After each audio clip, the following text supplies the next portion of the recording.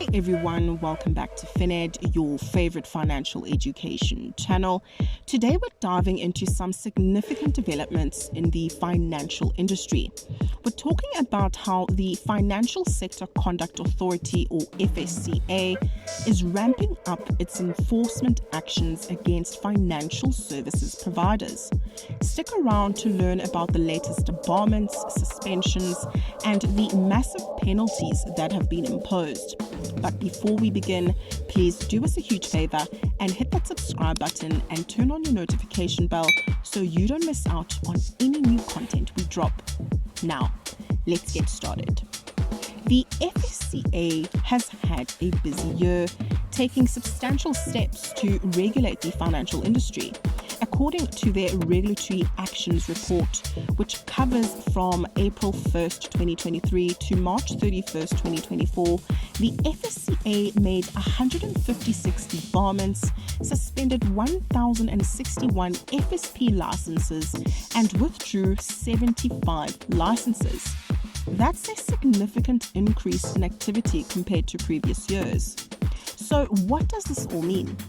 Well, out of the 1,061 FSP licenses suspensions, a staggering 97% were due to non-submission of statutory returns or non-payment of levies. However, 58% of these suspensions were eventually lifted once the issues were resolved. In terms of penalties, the FSCA imposed a whopping 943.37 million rand in administrative penalties on 31 individuals. Compare this to the previous period's 100 million rand on 44 people, and you can see the dramatic increase. The largest fine was 475 million rand on the late Marcus Huister, former Steinhoff CEO, for market abuse. According to the FSCA's Divisional Executive of Enforcement, Gerard van der Venter, this surge in penalties aims to deter market abuse. And it's not just about imposing fines. If these fines aren't paid, they carry the same weight as a civil judgment, meaning the FSCA can use civil proceedings to enforce payment. For those FSPs that don't pay their fines, the FSCA treats it similarly to unpaid levies by suspending and eventually withdrawing their licenses.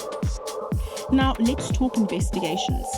The FSCA finalized 418 investigations this past year, with 375 cases still open.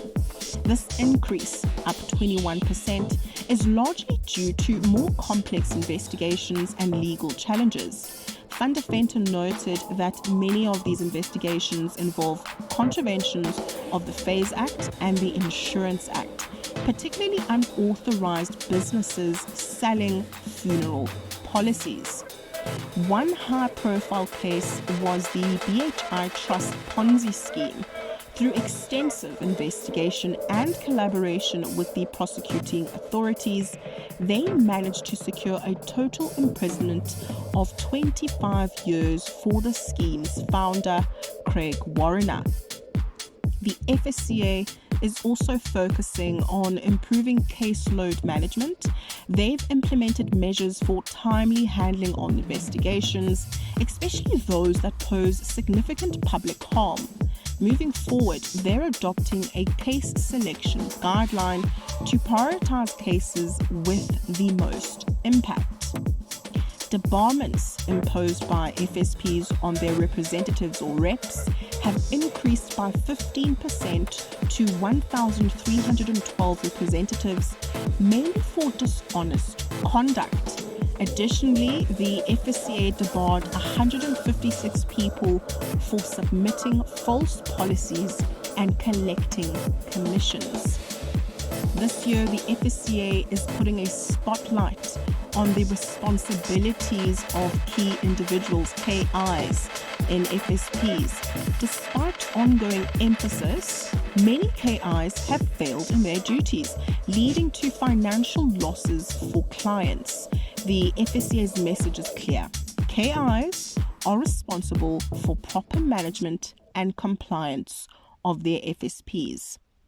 Other areas of concern include unauthorized crypto-related financial services, regulatory examination fraud, and the misuse of social media by finfluencers to provide unregulated financial advice.